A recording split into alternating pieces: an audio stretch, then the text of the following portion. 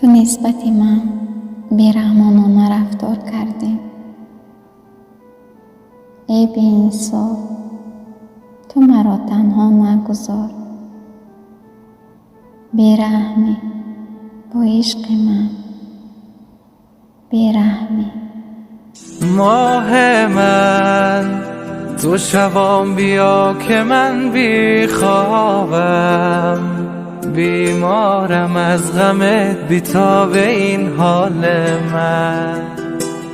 وای من که ندارم طاقت دوری از اون دو چشا، بازا بیا پیشم ببین چقدر بده حال و هوا.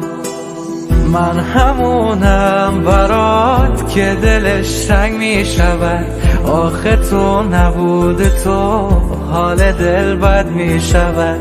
تو چی داری تو خودت که منو میکشونه، فدای اون چشات بشم با نگاه حرف میزنه.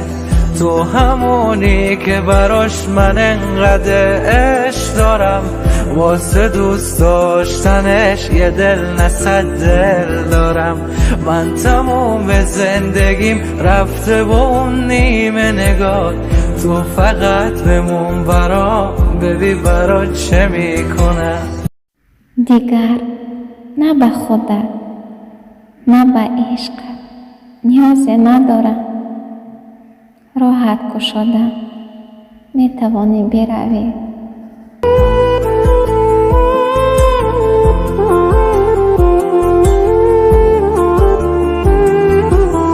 توی چشمای زیبات میبینم من آرزوها، تو با اون خال لبت بردی از ما حال و هوا. تو همون ماه منی توی شبای سیاه، من برات جون میدم به هیچ یگان ادعا. من همونم برات که دلش تنگ میشود، آخه تو نبود تو حال دل بد میشود. تو چی داری تو خودت که منو میکشونه، فدای اون چشات بشم با نگاه حرف میزنه. تو همونی که براش من انقدر عشق دارم، واسه دوست داشتنش یه دل نه صد دل دارم. من تموم زندگیم رفته با اون نیمه نگاه، تو فقط بمون برام ببین برات چه میکنم. مرهمه باش برای دلم، تو زندگیت را چون در افسانه کنم.